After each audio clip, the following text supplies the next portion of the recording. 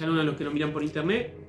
Hoy, como estamos en la celebración, ya en el último día de Sukkot, no va a haber porción, pero vamos a estar estudiando un tema. Y vamos a hablar sobre las maldiciones generacionales. Y le puse como subtítulo a esta predicación: Yeshua rompe maldiciones generacionales. No sé si conocen los que están aquí o los que están escuchando qué son las maldiciones generacionales. Pero la escritura dice que por la desobediencia, lo que viene sobre la vida de las personas es una maldición. En nuestras vidas nos empiezan a pasar cosas malas, aparentemente sin causa. ¿Y por qué son generacionales? Porque muchas veces no somos nosotros los que cometimos ese pecado. Aunque a algunas personas les parezca injusto, o a algunas personas les parezca que está mal, muchas personas están pagando por lo que sus padres hicieron mal, o por lo que sus abuelos hicieron mal, o por lo que sus tatarabuelos hicieron mal. Y me pueden decir, no, pero ¿cómo es esto posible? Ahora vamos a ver los versículos que nos habla sobre esto. Vamos a analizar un poquito en el libro de Deuteronomio 5, 8 y 9. Dice: no harás para ti escultura, ni imagen alguna de las cosas que están arriba en los cielos, ni abajo en la tierra, ni en las aguas debajo de la tierra. No te inclinarás a ellas, ni las servirás, porque yo soy Yahweh tu Dios, fuerte y celoso, que visito la maldad de los padres sobre los hijos hasta la tercera y cuarta generación de los que te aborrecen. Ahí vemos que dice la escritura que Yahweh va a visitar la maldad, va a visitar la desobediencia de esas personas que desobedecen a Dios. Y como dije, puede ser esto algo un poco que nos parezca que es injusto, pero tenemos que entender que esta escritura fue dada hace miles de años. Y en ella misma dice, en Deuteronomio, en este mismo libro, un poco más adelante, que sobre todas las cosas que hagamos, que Yahweh nos mandó, vamos a tener bendición. Y si no hacemos las cosas que Yahweh nos manda, o al contrario, desobedecemos, va a venir una maldición sobre nosotros. Entonces, no podemos decir que no sabíamos, porque ya desde hace miles de años, Yahweh nos advirtió de esto. Algunos pueden decir, bueno, pero ¿y los que nunca escucharon la Biblia? ¿Los que nunca leyeron? Nosotros tenemos algo en nuestras mentes que se llama conciencia. Y si le preguntamos, si vamos a un indio en el medio del Amazonas que nunca supo leer, ni nunca leyó una Biblia, ni un versículo, ni nadie le habló, y le preguntamos si robar está bien o está mal, lo más seguro es que nos diga que está mal. Si le preguntamos si acostarse con la mujer del jefe de la tribu de esos indios está bien o está mal, obviamente que no va a decir que está mal en la mayoría de los casos. Entonces, podemos decir que no tenemos excusa. Si nuestros abuelos o nuestros antepasados hicieron un pecado grande delante de Dios, como el que vemos aquí, como la idolatría, como que le pidieron a otros dioses, hicieron sacrificios de animales a otros dioses, sobre nuestra persona puede llegar a haber una maldición. Pero lo bueno de eso es que esa maldición puede ser cortada. Pero antes de llegar a eso, antes de ver cómo esa maldición puede ser cortada, tenemos que entender que esa maldición viene cuando nuestros antepasados pecaron. Y vamos a ver un poquito qué es el pecado. Porque muchas veces he hecho esa pregunta. Una pregunta que pueden decirme ustedes, pero esa pregunta es media tonta, Emiliano, ¿cómo? No vamos a saber qué es el pecado. Pero yo le pregunto a los que están aquí, ¿qué es el pecado para ustedes? El pecado es no poder hacer la ley de Dios. Eso. Porque muchas personas, o sea, esta misma pregunta yo se la hice a muchas personas cristianas y con años, ¿no? Y como que muchas personas dan vuelta y no saben ni siquiera contestarla bien. Muchas dicen, no, el pecado es algo malo, pero tantas cosas pueden ser malas, ¿no? Para algunos robar es algo malo, pero para los ladrones robar no es algo malo, ¿no? Para algunos, yo qué sé, salir a cazar un animal es algo malo y para otros no, para otros está bien. Entonces, dependiendo del criterio que tengamos, para una persona esto puede ser malo y para otra persona esto no. Yo que sé, para algunas personas tener varias mujeres. Recuerdo que tenía un amigo, creo que ya lo comenté esto, que tuvo una novia durante años, más de 15 años tuvo la novia, ¿no? Pero nosotros no la conocíamos. Nunca salía con ella. Siempre salía con nosotros. Y siempre que se cruzaba alguna otra mujer, él no perdía la oportunidad. Entonces nosotros le decíamos, che, fulanito, ¿por qué haces eso? ¿Por qué no la dejás a tu novia? En vez de estar engañándola con otras mujeres hace tantos años ya, para eso la dejás y está. Y si querés estar con otra mujer, está, pero no la estás engañando a ella. Y él nos contestó, mientras ella no se entere, ella es feliz y yo soy feliz, así que voy a seguir haciéndolo. Entonces vemos que para él no estaba mal tener varias mujeres, porque mientras la novia no se enterara, él no iba a tener ningún problema. Pero como todos saben, vivimos en una ciudad chica y aunque pasaron muchos años, llegó un momento que se enteró, ¿no? Y terminó todo mal, obviamente. Pero entonces vemos que si decimos que el pecado es algo malo, depende a la persona que le preguntemos, ¿no? Por ejemplo, a este amigo que tenía antes, algo malo, engañar a su esposa, o sea, lo que en la escritura llama adulterio, fornicación, para él estaba bien, no era algo malo. Otras personas en el cristianismo, volviendo a la pregunta, ¿no? ¿Qué era pecado? Otras personas en el cristianismo me han contestado que pecado era algo que nos alejaba de Dios. Y es verdad, porque cuando pecamos, Dios no admite el pecado y nos aleja de Dios. Pero es una respuesta un poco rebuscada, ¿pero qué es? Sí, le decimos a una persona que no sabe que el pecado es lo que te aleja de Dios. Y la persona va a decir, ¿qué? Bueno, no sé, es verdad, es algo que nos aleja de Dios, pero ¿qué cosa es? Y muy pocas personas dan una respuesta concreta a esta pregunta cuando hay un versículo que es muy simple y está casi al final de la Biblia, en Primera de Juan, capítulo 3, versículo 4. Un versículo muy cortito y muy simple. Y dice, todo aquel que comete pecado infringe también la ley, pues el pecado es la infracción a la ley. Entonces, muy simple.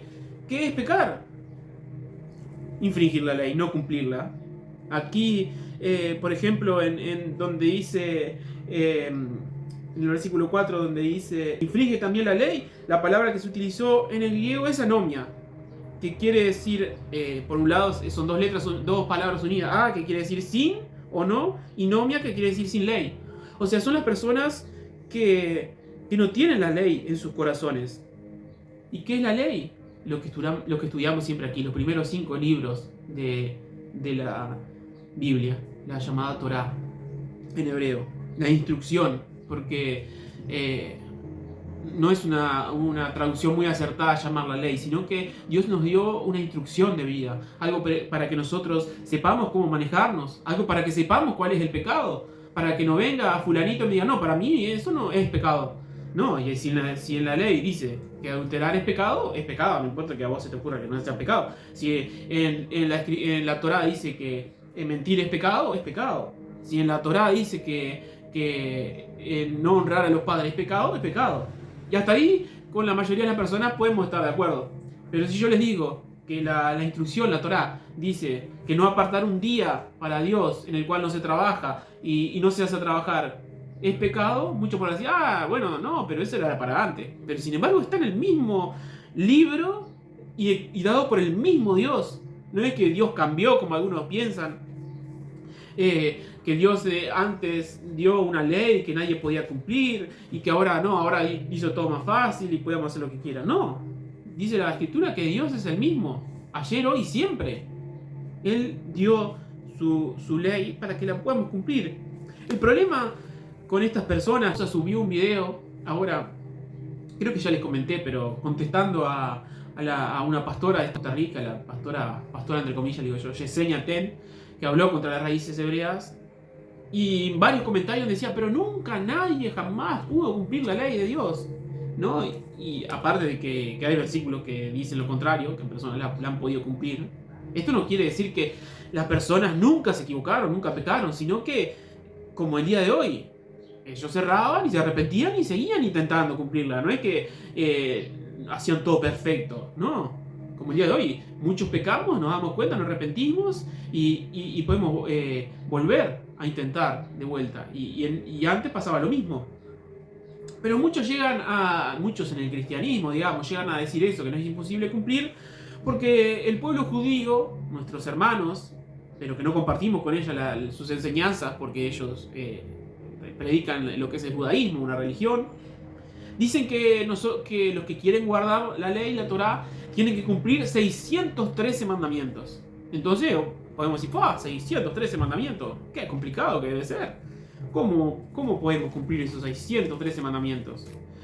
Imagínense, y vamos a buscarlo, el versículo que le estoy diciendo que hubo gente que lo pudo cumplir, un versículo muy usado por nosotros para demostrar que no es así, pero en Lucas capítulo 1, vamos a buscar Lucas capítulo 1, hablando aquí de los padres de Juan el Bautista. Lucas 1:5. Hubo en los días de Herodes, rey de Judea, un sacerdote llamado Zacarías, de la clase de Abías, y su mujer era de las hijas de Aarón, y se llamaba Elizabeth. Ambos eran justos delante de Elohim, de Dios, y andaban irreprensibles en todos los mandamientos y ordenanzas del Señor. Ahí vemos que, ¿qué dice aquí? Que eran irreprensibles, o sea que no se le puede decir nada. ¿Esto quiere decir que nunca se equivocaron en su vida? No. Quiere decir que ellos en algún momento se equivocaron y se arrepintieron y siguieron probando, siguieron intentando guardar los mandamientos. No quiere decir que se vivían equivocando, ¿no? Entonces ahí vemos que no es imposible guardar la ley, la Torá de Yahweh. Zacarías y Elizabeth lo pudieron hacer. Y hay también otros ejemplos, pero no lo vamos a buscar ahora. Entonces, ¿a qué voy con esto? Que ellos sí tenían que cumplir esos 613 mandamientos. Porque en su época había un templo, había que ir, había que hacer los sacrificios, había que dar las ofrendas, apartar y llevar las ofrendas, había que subir 3 veces a Jerusalén, había que hacer la azúcar, tenían que hacer un montón de cosas. Pero en el día de hoy, nosotros no tenemos que guardar 613 mandamientos. Y me pueden decir, ¿por qué? ¿Qué cambió si terminaste de decir que Dios no cambia? Porque ellos sí tenían que cumplir los 613 mandamientos y nosotros no. ¿Por qué? Porque muchos de esos 613 mandamientos tenían que ver con el sacerdocio. Muchos de esos, aunque no digo que sean para sacerdotes, sino que muchas de las cosas que tenían que hacer necesitaban un sacerdote. Ahora no hay un sacerdote, sino el sacerdote que tenemos de Melquisedec, que es Yeshua, ahí está en los cielos. Entonces hay un montón de esos 613 mandamientos que no tienen forma de cumplirse el día de hoy. No lo podemos cumplir. No hay un sacerdote, no hay un templo. Hay muchas cosas que se tenían que llevar al templo. Que, por ejemplo, dice la Escritura, no te presentaréis ante Yahweh con la mano vacía. ¿Qué quería decir eso? Que había que llevar un sacrificio. O que había que llevar una ofrenda. ¿Pero dónde había que llevarlo? ¿Al templo? Ahora dice que nosotros somos el templo. No es este espacio, este salón que estamos aquí. Este es un simple salón donde nos reunimos. O sea, los que predican eso, que hay que llevar, como dice que no hay que ir con las manos vacías, tenés que traer una ofrenda y el pastor se va a quedar. O el roé o el maré. No. La Escritura dice que nosotros somos el templo ahora. Y entonces si dice que hay que llevar al templo las ofrendas y no hay un tabernáculo terrenal ahora, eso no se puede hacer.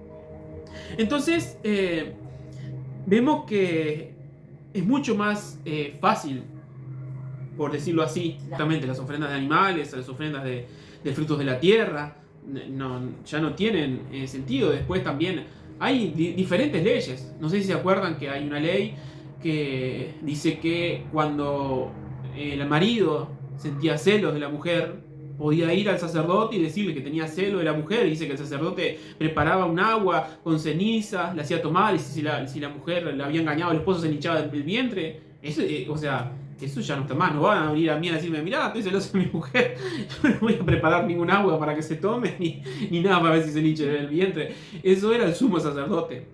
Y muchas veces eso es lo que lo confunde a los cristianos. Porque en el libro de Hebreos parece que hay una ley que quedó vieja, una ley que ya no está más, y entonces ellos dicen, entonces debe ser toda la ley. Pero no, está hablando del sacerdocio. Que el sacerdocio fue un remedio para un tiempo.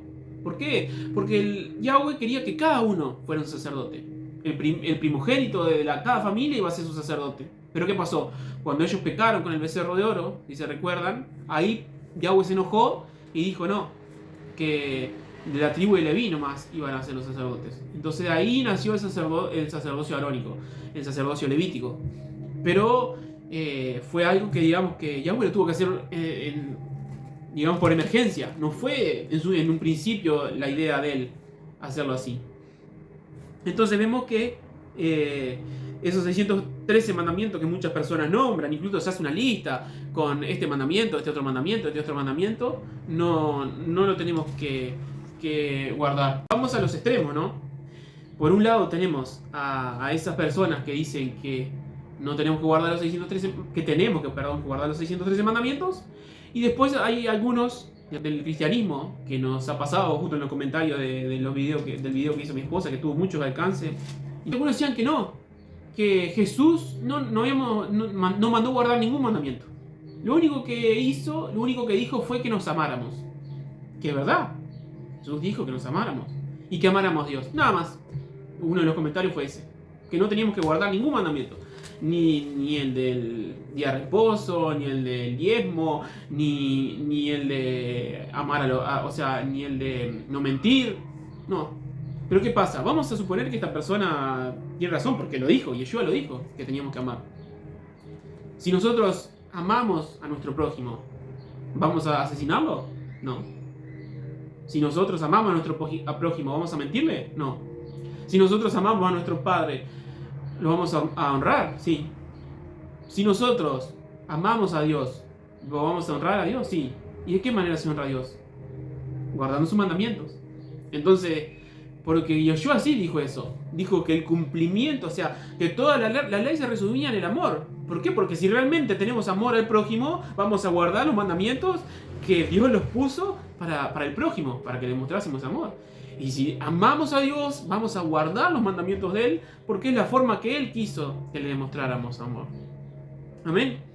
Entonces, vemos allí que la ley no es tan difícil, tan imposible como algunos dicen. Entonces vamos a ver un ejemplo sobre esto, sobre una historia que pasó, porque Pablo nos dice que en una de sus cartas, que todo lo que le pasó al pueblo es para ejemplo de nosotros. Entonces vamos a leer el libro de Jueces y vamos a hablar un poco de la historia de Gedeón, un personaje bastante conocido de la Biblia. En Jueces capítulo 6, recuerden que está Deuteronomio, después Josué y después Jueces. Después que Josué murió, el pueblo dice que estuvo unos años haciendo la voluntad de Dios, pero llegó un momento que se descarrió.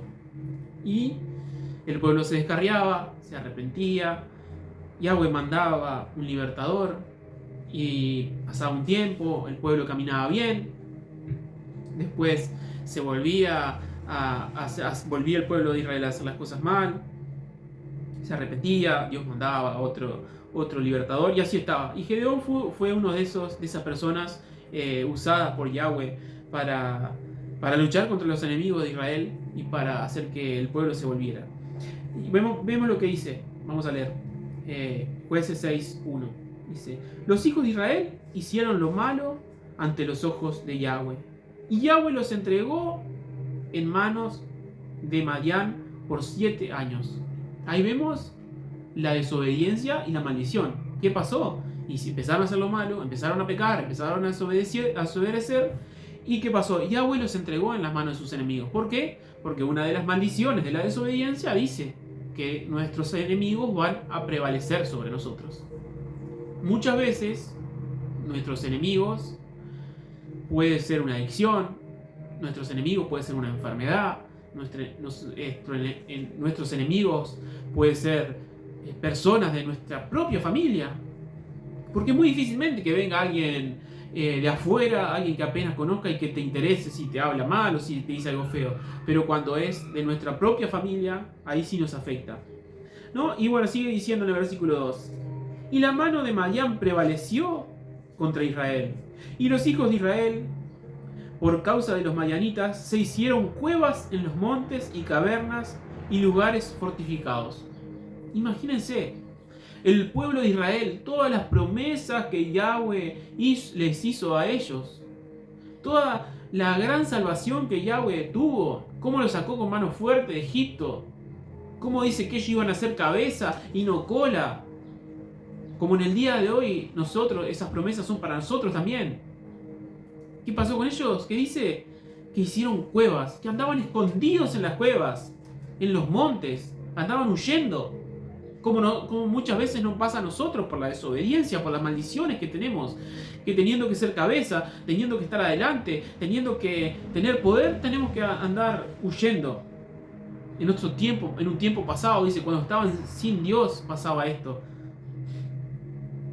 Dice en el versículo 3, pues sucedía que cuando Israel había sembrado, subían los madianitas y los amanecitas y los hijos del oriente contra ellos, subían y atacaban. Y acampando contra ellos, destruían los frutos de la tierra. Esto es otro de las consecuencias de la desobediencia. La maldición que dice que el campo no iba a dar, o que iban a sembrar, dice, y iban a sembrar 1000 y iban a cosechar 1. Dice, acampó contra ellos, destruyeron el fruto de la tierra hasta llegar a Gaza. Y no dejaban que comer en Israel, ni ovejas, ni bueyes, ni asnos. Ahí vemos que el enemigo arrasaba con todo. Y el pueblo de Israel sentía hambre. Tenía que estarse escondiendo y esconder las cosas que tenían para que no se las robaran el enemigo. Como muchas personas hoy en día. Están pasando hambre, están pasando necesidad. No saben qué problema tienen, por qué les va mal.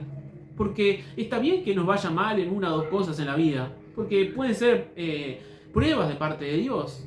Pero si cuando hacemos una cosa nos va mal, hacemos otra cosa nos va mal, hacemos otra cosa nos va mal, todo nos va mal, tenemos que empezar a razonar y ver que lo más seguro es que haya una maldición sobre nosotros. Como el pueblo de Israel la tenía aquí. Entonces, en el versículo 7 dice, y cuando los hijos de Israel clamaron a Yahweh a causa de los madianitas, Yahweh envió a los hijos de Israel un varón profeta, el cual les dijo, así ha dicho Yahweh, Dios de Israel, yo os hice salir de Egipto y os saqué de la casa de servidumbre, os libré de la mano de los egipcios y de mano de todos los que os afligieron, a los cuales eché de delante de vosotros y os di su tierra. Y os dije, yo soy Yahweh vuestro Dios, no temáis a los dioses de los amorreos, en cuya tierra habitáis, pero no habéis obedecido a mi voz. Ahí vemos que no obedecieron. No importa que ellos vieron todas las señales que Dios hizo cuando los sacó de Egipto, Dios les dijo que no temieran, ellos desobedecieron. Y en el 11 dice, y vino el ángel de Yahweh y se sentó debajo de la encina que está en Orfa, la cual era de Joás, abiserita, y su hijo Gedeón estaba sacudiendo el trigo en lagar para esconderlo de los madianitas. ¿Qué estaba haciendo Gedeón cuando este malaj de Yahweh, este ángel de Yahweh llegó? Dice que estaba sacudiendo el trigo para esconderlo de sus enemigos. ¿Y quién es este malaj de Yahweh, este ángel de Yahweh? Es el mismo Yeshua antes de encarnarse, antes de conocerlo como Salvador que vino a la tierra en carne. Y ahora más adelante lo vamos a ver. Dice, y el ángel de Yahweh se le apareció y le dijo, Yahweh está contigo, varón esforzado y valiente. Ahí vemos que Yeshua, como este ángel de Yahweh, conocía el corazón de Gedeón y ya sabía que era esforzado y valiente. Recuerden que en el libro de Josué se repite una frase muchas veces que Dios le dice a Josué. ¿Y cuál es esa frase? Esfuérzate y sé valiente. Esfuérzate y sé valiente. Pero no termina ahí la frase. Porque muchos del cristianismo, y perdón que ataque de cierta manera al cristianismo, pero no es un ataque, sino es algo para que puedan abrir los ojos, se llenan la boca con ese versículo. Esfuérzate y sé valiente, esfuérzate y sé valiente. No, somos esforzados y valientes. Pero ¿qué sigue diciendo el versículo? Porque muchos se acuerdan solo de esa parte, pero el versículo sigue. Dice, esfuérzate y sé valiente para cumplir este libro de la ley. O sea que el esfuerzo no es para ir a pelear una guerra. La valentía no es para ir a pelear la guerra, sino para poner por obra los mandamientos de Dios. Y como vemos, Gedeón era esforzado y valiente. Y vemos que Yeshua, o el ángel de Yahweh aquí, le dice que Yahweh estaba con él, ¿no? Dice, y él le dijo, Yahweh está contigo, varón esforzado y valiente. Y miren lo que respondió Gedeón. Dice, Señor mío, si Yahweh está con nosotros, ¿por qué nos ha sobrevenido esto? ¿Y dónde están todas tus maravillas que nuestros padres nos han contado diciendo, no nos sacó Yahweh de Egipto y ahora Yahweh nos ha desamparado y nos ha entregado en manos de los madianitas? Ahí vemos que Gedeón le dice, si Yahweh estuviera con nosotros, no estaríamos pasando como estamos. Parece que él no se dio cuenta. No se conformaba. No es que no se conformaba, sino que no se daba cuenta de por qué Dios no estaba con ellos. Porque había un por qué Dios no. Porque era verdad. Porque si los madianitas eran sus enemigos y no le dejaban ni comida, Dios no estaba con ellos. Porque si Dios estuviera con ellos, lo defendía. Pero él no se daba cuenta del por qué. Y vemos que sigue diciendo, y mirándole, Yahweh le dijo, ve con esta tu fuerza y salvarás a Israel de la mano de los madianitas. ¿No te envío yo?, le pregunta. Entonces Gedeón le respondió, Señor mío, ¿con qué salvaré yo a Israel? He aquí que mi familia es pobre en Manasés y yo el menor de la casa de mi padre. Ahí vemos que Gedeón era humilde, pero le faltaba confianza en Yahweh, porque si Yahweh, porque le dijo que él lo enviaba, él le iba a dar la fuerza, pero sin embargo él le dijo que no tenía, que eran pobres, que él era el menor. Y Yahweh le respondió en el 16, ciertamente yo estaré contigo y derrotarás a los madianitas como a un solo hombre. Y él le respondió, yo te ruego que si he hallado gracia delante de ti, me des señal de que tú has hablado conmigo. Te ruego que no te vayas de aquí hasta que vuelva a ti y saque mi ofrenda y la ponga delante de ti. Y él respondió, yo esperaré hasta que vuelvas. Y entró Gedeón y se preparó un cabrito y panes sin levadura de una efa de harina y puso la carne en un canastillo y el caldo en una olla y sacándolo lo presentó debajo de aquella encina. Entonces el ángel de Dios le dijo, toma la carne y los panes sin levadura y ponlo sobre la peña y vierte el caldo. Y él hizo así. Y extendió el ángel de Yahweh el báculo que tenía en su mano y tocó con la punta la carne y los panes sin levaduras y subió fuego delante de la peña, el cual consumió la carne y los panes sin levadura, y el ángel de Yahweh desapareció de la vista. Ahí vemos que descendió fuego del cielo y consumió la carne y los panes que puso Gedeón por señal. Pero miren lo que dice en el versículo 22. Viendo entonces Gedeón que era el ángel de Yahweh, dijo, ay Señor Yahweh, he visto el ángel de Yahweh cara a cara. Vemos que como un desespero dice, ay Señor, dijo, ¿no? Ay Yahweh, dijo, he visto el ángel de Yahweh cara a cara. Y miren lo que le contesta en el 23. Pero Yahweh le dijo, pasa a ti, no temas, no morirás. ¿Por qué Yahweh le dijo que no moriría? Porque Gedeón entendió que ese ángel de Yahweh era Yeshua, que es Yahweh mismo en una de sus emanaciones. Y la escritura y todos sabían que nadie podía ver a Yahweh, nadie podía ver a Dios en toda su gloria, en toda su honra, porque si alguien lo veía iba a morir. Por eso es que aquí Gedeón se asustó, pero Yahweh le dijo que no iba a morir. Y vemos en el versículo 25 que dice, aconteció que la misma noche dijo Yahweh, toma un toro del hato de tu padre, el segundo toro de 7 años, y derriba el altar de Baal que tu padre tiene y corta también la imagen de acera que está junto a él. Ahí vemos la respuesta de por qué Dios no estaba con ellos. Estaban adorando a otro Dios.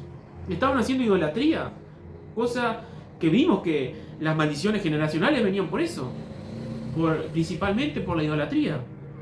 Entonces, si bien Gedeón conocía, porque dice acá, le dijo a Yahweh, no, todo que nos sacaste de Egipto, sacaste a nuestro padre de Egipto, él tenía conocimiento de Dios. Pero sin embargo parece que sus ojos estaban cegados o que no se animaba a hacer algo con este altar, ¿no? Y vemos que lo primero que dice aquí Yahweh es que sacara ese altar. ¿Por qué? Porque eso era una maldición. Era un anatema que tenía Israel. Y nunca iba a poder llegar la bendición estando eso allí. Y vemos que sigue diciendo: y edifica el altar a Yahweh tu Dios en la cumbre, en el 26, en la cumbre de este peñasco, en lugar conveniente. Y tomando él el segundo toro, sacrifícalo en holocausto como la madera, de la imagen de acera que habrás cortado. Entonces Gedeón tomó 10 hombres de sus siervos e hizo como Yahweh dijo. Mas temiendo hacerlo de día por la familia de su padre y por los hombres de la ciudad, lo hizo de noche. Por la mañana, cuando los hombres se levantaron, he aquí que el altar de Baal estaba destruido y cortada la imagen de acera que estaba junto a él, y el segundo toro había sido ofrecido en holocausto sobre el altar edificado. Y se dijeron unos a otros: ¿quién ha hecho esto? Y buscando e inquiriendo, les dijeron: Gedeón, hijo de Joás, lo ha hecho. Entonces los hombres de la ciudad dijeron a Gedeón: saca a tu hijo para que muera, porque ha derribado el altar de Baal y ha cortado la imagen de acera que estaba junto a él. Y si bien vemos que Joás, el padre de Gedeón, permitía todas esas cosas, estaba de acuerdo con todas esas cosas, Yahweh en ese momento le dio un poco de luz. Porque respondió, dice: y Joás respondió a todos los que estaban junto a él: ¿contendéis vosotros por Baal? ¿Defendéis su causa? O sea, ¿entienden lo que le estaba diciendo? Les dijo: ¿qué? Dios, si Baal es un Dios, ¿necesita que lo vayan a defender ustedes? ¿Necesita que hagan algo? Dice: cualquiera que contienda por él, que muera esta mañana. Y si es un Dios, contienda por sí mismo con el que derribó su altar. Y ahí vemos que el mismo padre de Gedeón le dijo que a su pueblo, ¿no? A los que estaban al lado de él, que si este Baal era un Dios, él mismo podía pelear con su fuerza, no necesitaba de ellos. Entonces vemos que la historia sigue, ¿no? Y dice que bueno, que Gedeón lucha contra los madianitas. La parte más conocida es cuando dice que los madianitas eran miles y miles y Gedeón tenía solo 300 hombres y derrotó al ejército.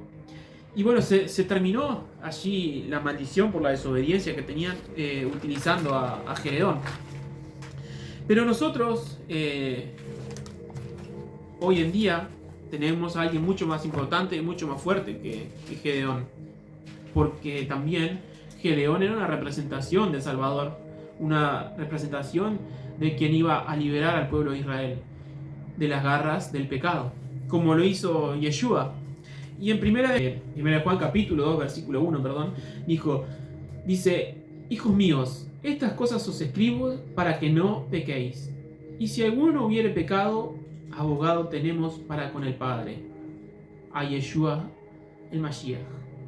Entonces vemos que nosotros ahora tenemos un abogado que él está peleando por ese pecado que cometimos nosotros o que cometió alguno de nuestros parientes.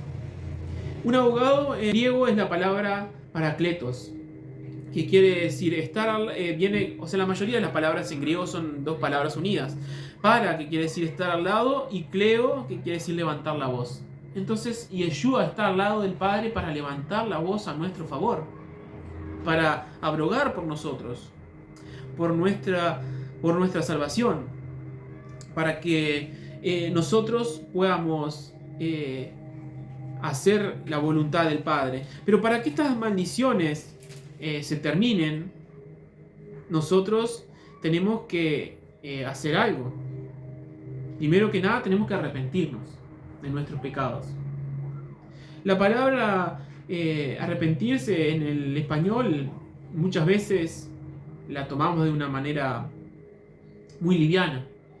Pero el hebreo tiene una idea del arrepentimiento que es la teshuvá, que es la palabra en hebreo, que quiere decir un cambio total de camino, una vuelta total al Padre.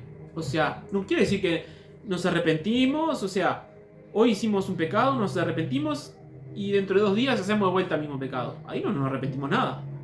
Muchas personas, y me pasó a mí en la juventud, que muchas veces me arrepentía por mis pecados y en unos pocos días de vuelta lo cometía de vuelta. Pero eso no es un verdadero arrepentimiento, porque sabemos que aquí el arrepentimiento es la teshuvá, la vuelta al Padre. O sea, si nosotros íbamos en camino al pecado, nos damos la vuelta y caminamos hacia el Padre.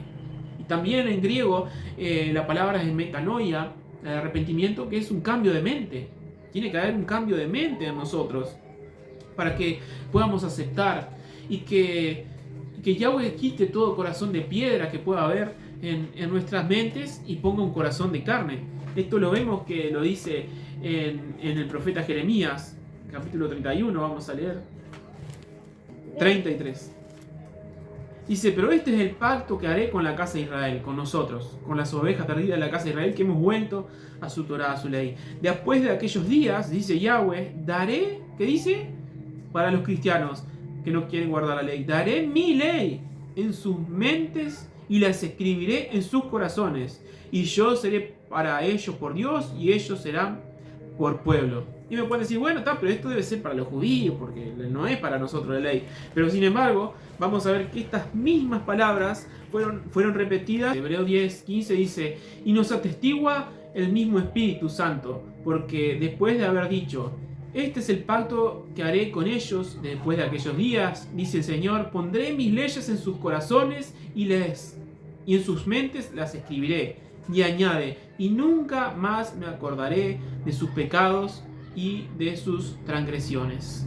Ahí vemos que esto que fue dicho en Jeremías, para aquellos que piensan que el Antiguo Testamento ya pasó, fue repetido en el libro de Hebreos.